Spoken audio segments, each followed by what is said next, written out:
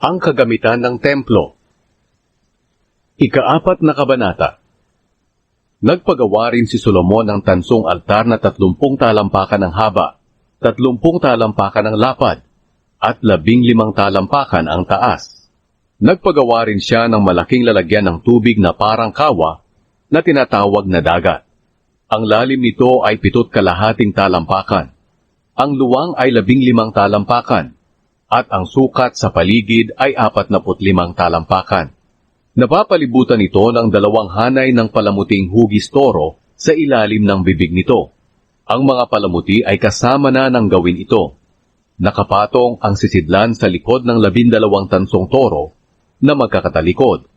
Ang 3 toro ay nakaharap sa gawing hilaga. Ang 3 ay sa kanluran. Ang 3 ay sa timog. At ang 3 ay sa gawing silangan. Ang kapal ng sisidlan ay mga 3 pulgada, at ang ilalim nito ay parang bibig ng tasa na nakakurba palabas katulad ng namumukadkad na bulaklak ng liryo, at maaari itong malagyan ng 17,500 galong tubig. Nagpagawa rin siya ng 10 planggana para paghugasan ng mga kagamitan sa mga handog na sinusunog. Inilagay ang 5 sa gawing timog at ang 5 ay sa gawing hilaga. Pero ang tubig sa lalagyan na tinatawag na dagat ay ginagamit ng mga pari na panghugas. Nagpagawa rin siya ng 10 lalagyan ng ilaw na ginto, ayon sa plano, at inilagay sa templo. 5 sa gawing hilaga at 5 sa gawing timog. Nagpagawa siya ng 10 mesa at inilagay sa templo. 5 sa gawing timog at 5 sa gawing hilaga. Nagpagawa rin siya ng 100 gintong mangkok na ginagamit sa pangwisik. Nagpagawa rin siya ng bakuran ng mga pari at maluwang na bakuran sa labas. Pinagawan niya ng mga pintuan ang mga daanan papasok sa bakuran ng templo at pinabalutan niya ng tanso. Inilagay niya ang sisidlan ng tubig na tinatawag na dagat sa gawing timog silangan ng templo. Nagpagawa rin siya ng mga palayok, mga pala, at mga mangkok na ginagamit sa pangwisik. Natapos ni Huram ang lahat ng ipinagawa sa kanya ni Solomon para sa templo ng Diyos.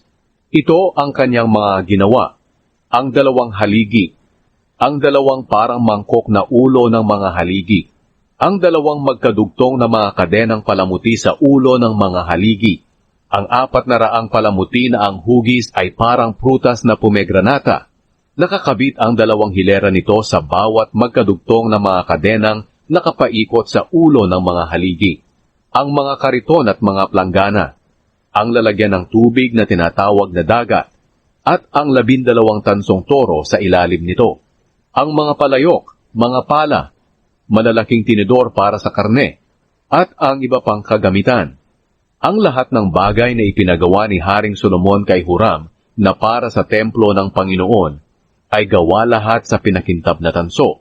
Ipinagawa ang mga ito ni Haring Solomon sa pamamagitan ng hulmahan na nasa kapatagan ng Hordan, sa pagitan ng Sukot at Zaretan.